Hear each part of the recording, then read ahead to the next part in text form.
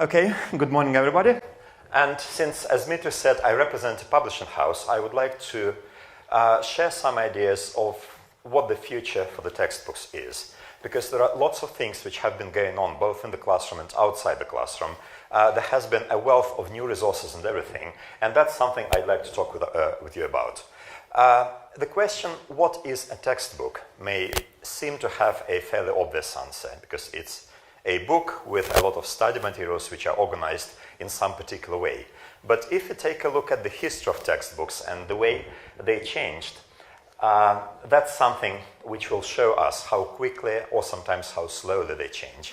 And the incredibly fast pace of changes in textbooks and teaching, which we have been witnessing in the past few years.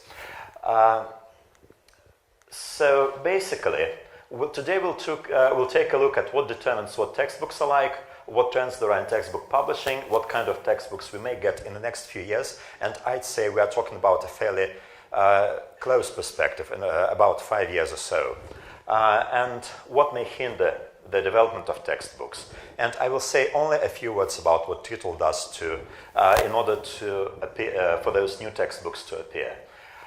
If you take a look at what the textbooks were like, we will see that they're fairly similar to the present-day textbooks, in fact. This is an excerpt from a textbook published in 1554. It was called A Very Profitable Book to Learn English and Spanish, which is a brilliant name in terms of promotion. I will read the dialogue to you because I'm not sure everybody can see that. I will not try to imitate Middle English. I'll read it in modern English. I'm not very good at Middle English, I'm sorry. But think of how communication goes there. There are two characters here, Francis and Roger. Francis, I go very gladly. Who knocked at the door? A friend opened the door. Is it thou, Roger? It is I. Is thy father at home? Yeah, and my mother too. Come in. I will go and tell my father thou'lt come. Francis, see all things be ready that we may sit down. Father, all things be ready when you will. You may sit down. Roger is come.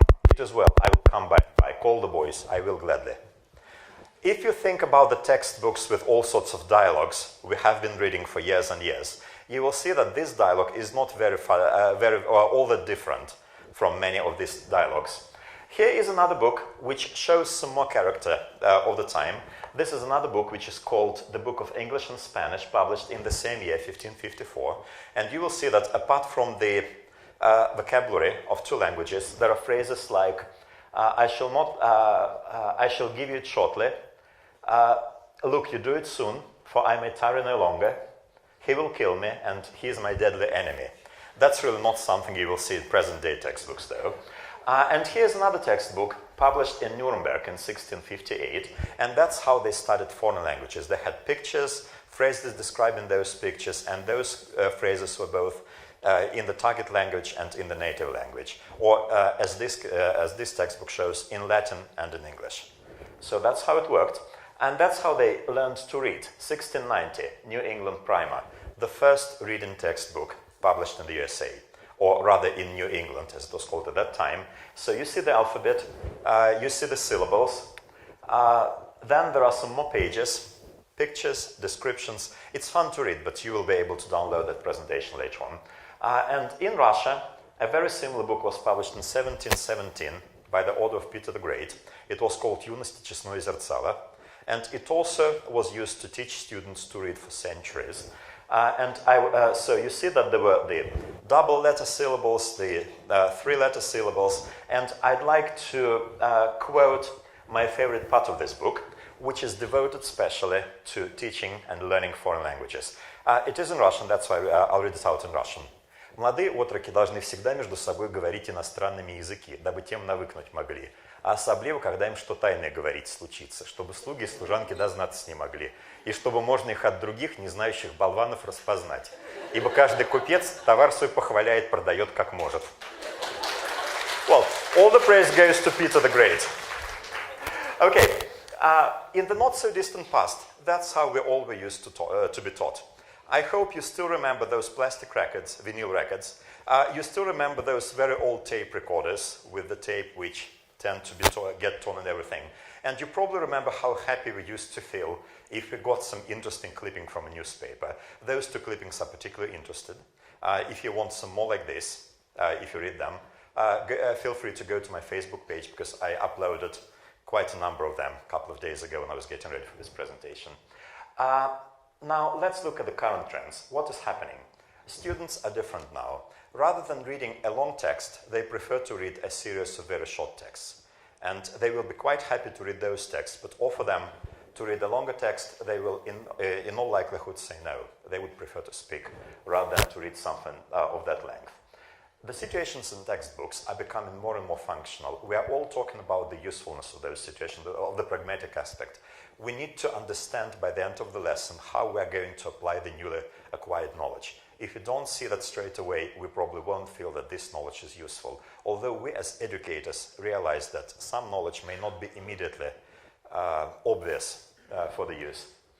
Audio recordings are now created in a variety of accents. So we're not talking about English as a global language anymore. Rather, we talk about world Englishes. And there are a lot of authors and publishers who pay special attention to make sure that they get a whole variety of very, very different accents of their textbooks, because that's how we communicate. We come across people from different cultures, different languages, different accents, and we need to be able to understand them as much as they need to be able to understand us. And some teachers prefer to teach without textbooks, as Marjorie has told us, and as you know about Dogme approach and stuff like that. And also, there are numerous self-publishing opportunities where you can go online, pick a publisher, an online publishing tool, put together your worksheets, get them published, and start selling them, like on websites like Teachers Pay Teachers and so on, which have tons of very, very interesting and valuable materials, as well as tons of the not so interesting and not so valuable materials. So, can publishers be of use at all to any of us? And how do publishers influence authors' texts? I want to show a couple of examples of some very recent books. On the right, you see the self-published manuscript, which a teacher who wrote that book sent to us. And you see that it looks pretty good. On the left, we see what Titul publishers did. But I'd like to draw attention away from the pictures, because that's the work of the designers, but rather let's look at the methodological side of it. So you see that we changed the exercises, because that's not something that the author did. What the author did, she created a series of scripts for the student theater based on children's stories and children's fairy tales, both Russian and international ones. And the problem is that for each of the stories and each of the fairy tales, she used very, very different exercises. So she was all for variety. But since the stories are intended for the first-year students, I think you understand that the first-year students, and you will probably agree that they need to understand exactly what they're going to be doing in this type of exercise. So they need some kind of, I was going to say routine, but it's not really a routine. They need some kind of structure. So we asked the author to change the exercises so that they're structured. Every first exercise for every story is the spelling exercise. Every second exercise is used to understand the meaning of the words. And then we ask her to add more exercises. So now every story has an equal number of exercises. They have the same structure. They're very, very, very structured. And it's not a bad thing, because we intend this book to be used with any textbook at all. It's supplementary material. And in this way, textbooks can be different. So we need something very structured, as we think. And here is another type of manuscript. That's what we got from the author. Big descriptions for the designers, and very little text. And that's what the book looks like. So you will probably agree that it would be rather difficult to create something like this when you self-publish. Although there are other things which self-publishing teachers can do without any professional publisher, and they will look just great. Now, what is the new technology and how does it reflect on the students? Here are some quotations from annual reports by Cambridge University Press and Oxford University Press. The smartphone has become the preferred device for self-study among adult learners, and mobile first is becoming the norm across segments and markets at very different stages of economic development. So no matter whether it's a developing country, no matter whether it's a rich country, they still use smartphones, and they prefer to use smartphones and tablet PCs. Then Cambridge University Press says that their sales of purely digital products make up 40% of the total sales, and that's a huge number. If you look at the world publishing, you will know that about 50% of books are now sold digitally. And that's really important because that's a totally new trend for everyone. As Oxford University Press says, there are undoubtedly difficult times for all publishers as we work out how best to serve our customers in an increasingly networked and digital world. So digitalization is happening within the textbook world, but how far can it take us? And is it really so useful? I've heard lots of teachers here at this conference last year who said that they were very surprised to find that adult learners and children as well were very enthusiastic when we were at first given electronic workbooks and so on. But after a couple times, they said, no, we prefer the paper textbook. Who experiences the same thing in their classrooms? Quite a lot of people. So although they show enthusiasm, it turns out that the paper textbook still is more effective in some cases. So we probably are not going to get up entirely on publishing textbooks in the next 2 years, even though you may have heard that Pearson publisher, Pearson Longman, have already announced that their paper textbooks are going to peter out very soon. They're going to switch totally to digital materials. I don't know whether it has any reference, any connection with the fact that a large part of Pearson Longman is now owned by Prosveshchenie Publishers, by the Russian publishing house, who is famous at making sure that they have the textbooks and everybody else does something else. So what are some of these new technology? And this is the most important slide. We have electronic workbooks, and you know them, but they're not very user-friendly as yet. But we're still working on them, and I'm sure they're going to improve. And new technology has enabled us to create electronic books with built-in sound. So rather than, when you use your tablet PC, rather than switching from the sound file to the book, you can now read the book and listen to its content at the same time. Titul is the first Russian publisher to sell such electronic books. They're all fiction books, and they cost around 100 rubles per book, so it's very cheap. The very first publisher who made this technology is Italian. Mobile apps. We have plenty of different mobile apps, all sorts of them. When I say we, I mean both teachers and publishers and mobile apps developers. We have testing materials, we have lots of games, and gamification is a huge thing. And gamification, as Elena Perisada will tell you, is not using games in the classroom, but it is rather about turning the entire studies process into something similar to a game when students have a very strong inner motivation. Interactive videos are not a new thing. They appeared about 8 or 9 years ago. But that's really interesting because when you watch that video, the video stops itself automatically. It asks you a question and you have to choose what you're going to do. And depending on the choice, the video is going to change. So basically, you become the director of the video and you, as viewer, determine what's going to happen next and how it's going to happen. And you don't need a mobile app for it. You don't need a hypertext or anything. The videos are there. They are not so numerous, but this technology is also interesting. There are a lot of online references online. Language corpora, that's something which we could only dream about. Millions and millions of texts and very powerful search engines, absolutely free. Websites like Uglish, where you can find thousands of examples of how different native speakers pronounce those words, and you can watch the video and you can read the story. There's the brilliant Tube Quizlet, created in Russia by Olga Sergeyeva in St. Petersburg, which enables you to create quizzes based on videos, on any video on YouTube. And there are lots of ready-made quizzes. And another thing is computer adaptive technology. There are computer adaptive tests, some very interesting examples of them, when the next question you get depends on the kind of answer you give to the previous question. So the test adapts itself to what the student does, to what the learner does. And now, why is this important? There is new emergent technology to quickly find materials online. There is a website, Emma Learning. There is not much on the website yet, but I've talked to the developers. What they do is they're going to provide support, and I've seen this technology in action. It's fantastic. Anita Modestova knows the guy who developed this technology. I'm talking about Emil. It's his birthday today, by the way. What they do is you can type in the topic which you're looking for and select the type of materials, whether you want text, whether you want a video. You select a level and it will immediately find the topic, the level, the text, or the video you want. So the question is, with this wealth of resources, do we really need a textbook? If you can find anything you want very quickly, if you can listen to it, if you can self-publish or whatever. And there is one more thing, augmented reality. There are books, and most of them are children's coloring books, where a child colors a picture in, and then you start a mobile app, you look at the picture, and it becomes alive.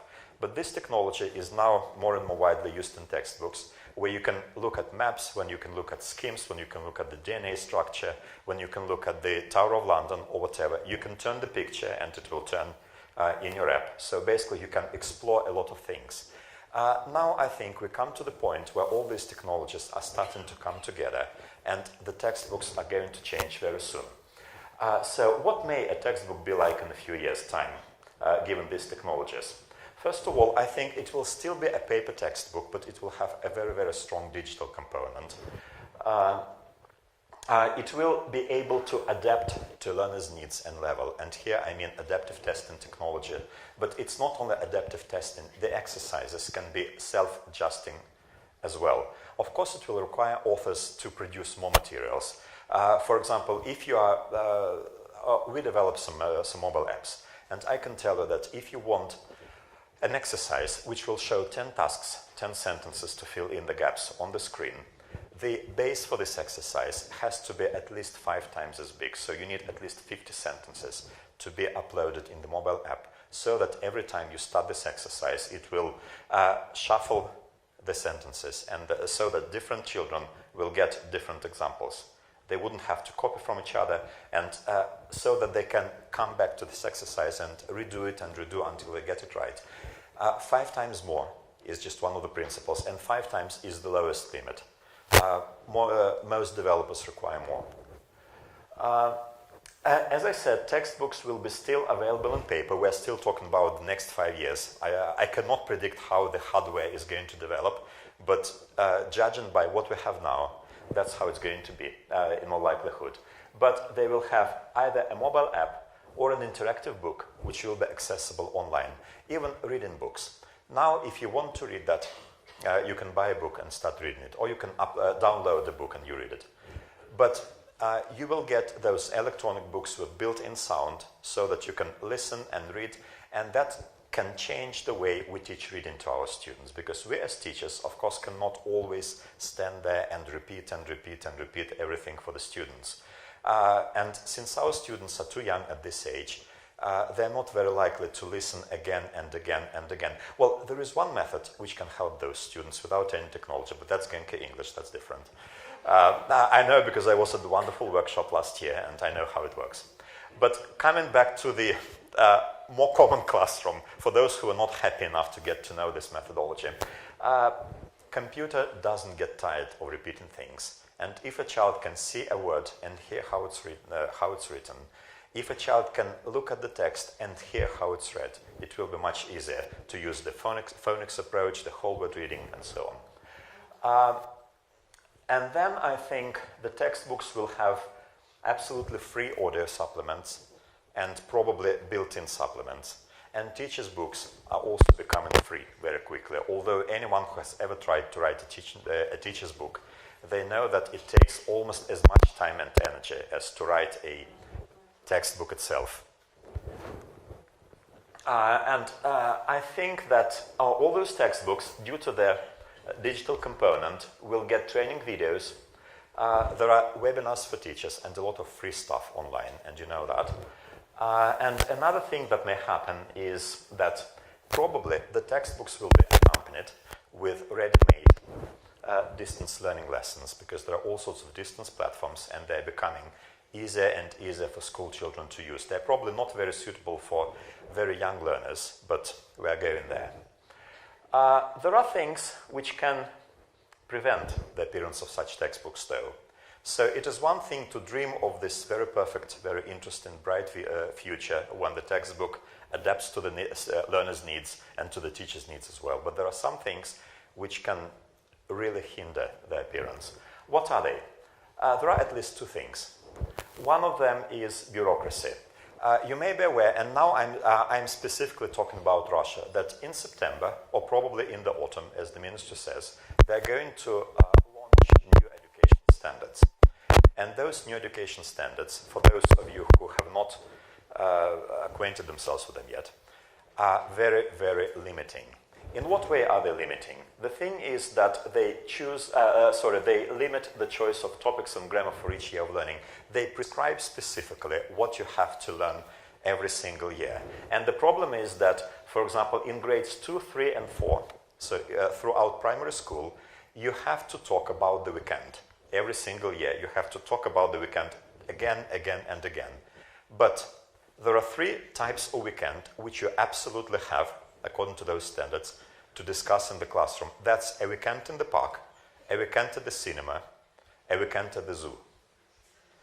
It does not mean that you are not allowed to use anything else as examples, but first you have to do this.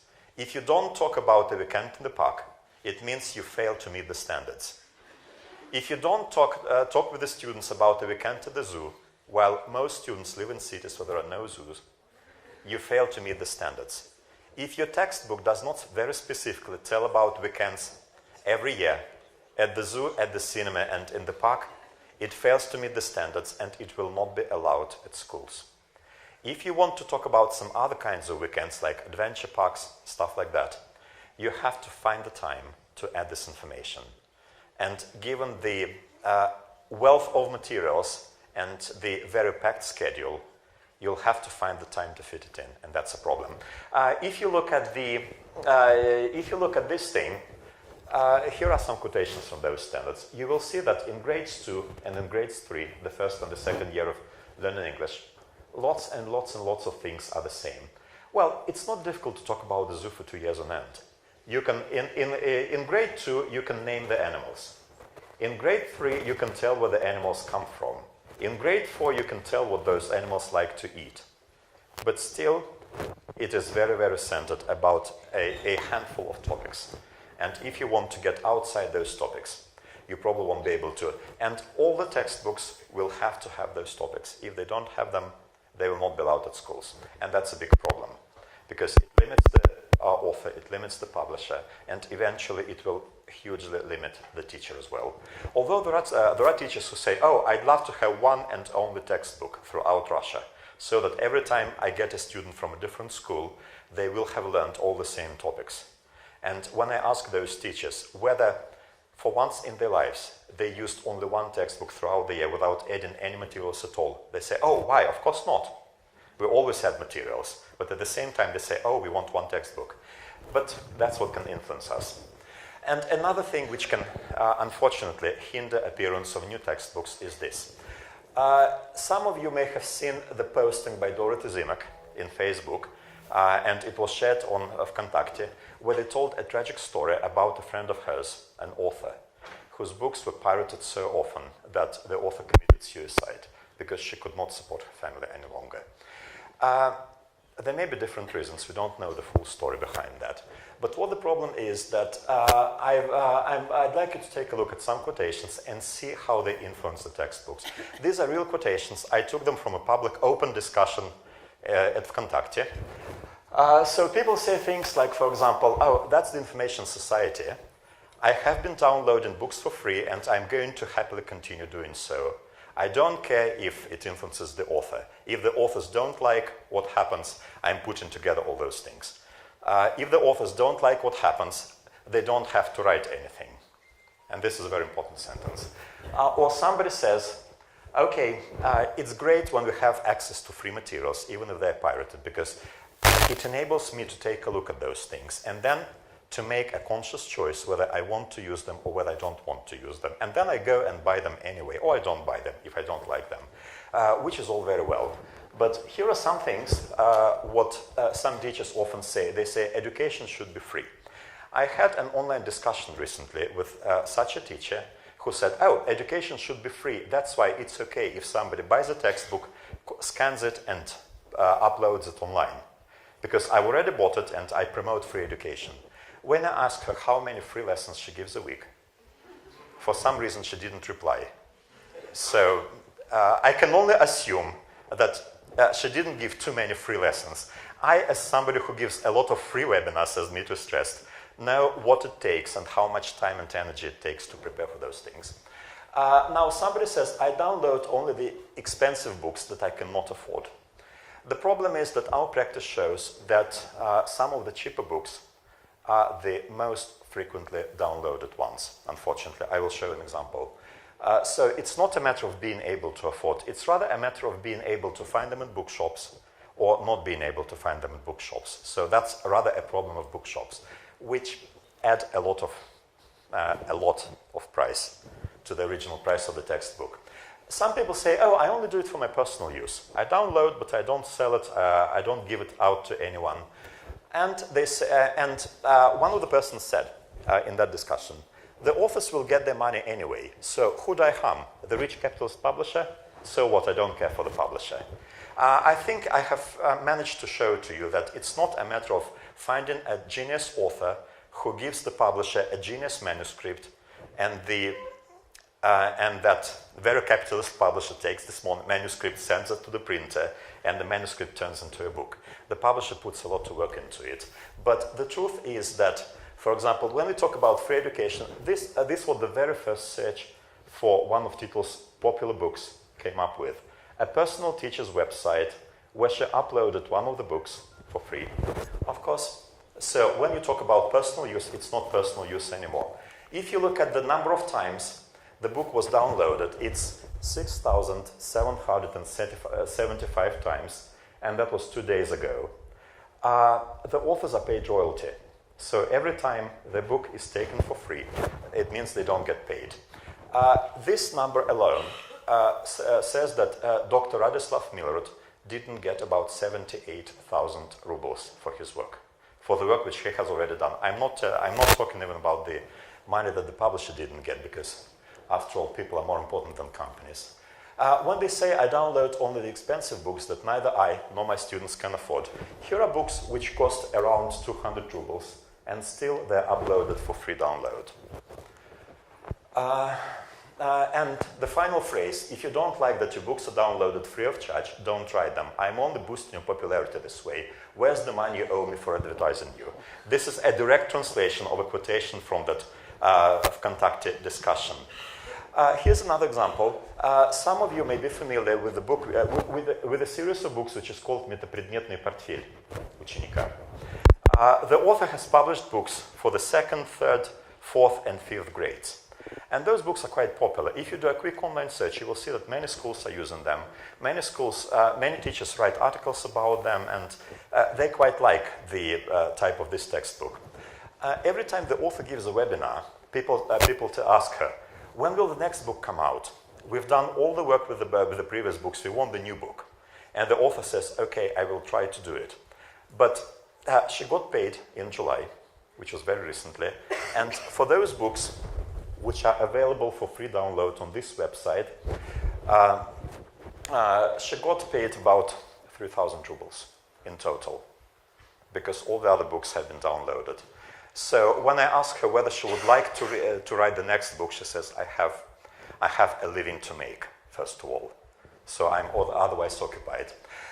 So the problem is that this can also hinder the appearance of those new textbooks. So it's very difficult to say what the textbooks are going to be like in a few years' time, because all those technologies need to be developed by people who need to be able to support themselves and to support those technologies.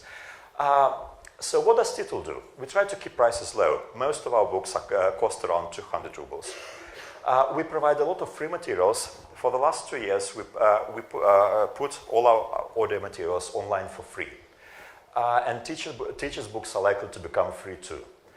We publish very inexpensive mobile apps for YG and OG practice. We give free webinars, and we have over 6,000 viewers each year in those webinars. There is an education grant. I will tell about that grant later on. If you're interested at my session, we offer very cheap online professional development courses. We have put on the market this new type of ebooks with built-in sound, and we're going to launch an online platform for all our books in the autumn, so that you can buy very, very cheap subscription to them, that you wouldn't have to download them. So that's one of the things. Why do we do this? We want education to be affordable. All education cannot be free, but at least we try to keep it affordable. We want textbooks to be high quality. We want people to have access to education no matter where they live, in what country or in what part of the world.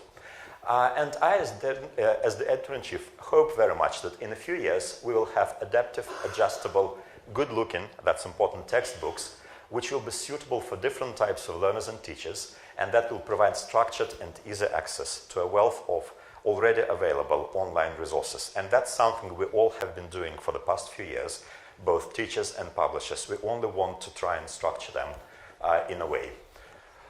So this is it. This is just an ad that on next Wednesday, Ron is going to give a webinar, but you may learn all about it later on. So thank you very much for listening. I tried to cover a few topics which in one way or another will shape the way we teach. But really, how much they will shape and what we will get really depends on all of us, not just the publishers, not just the authors. The most important driving force is the teacher, and it will be, no matter what technologies there are.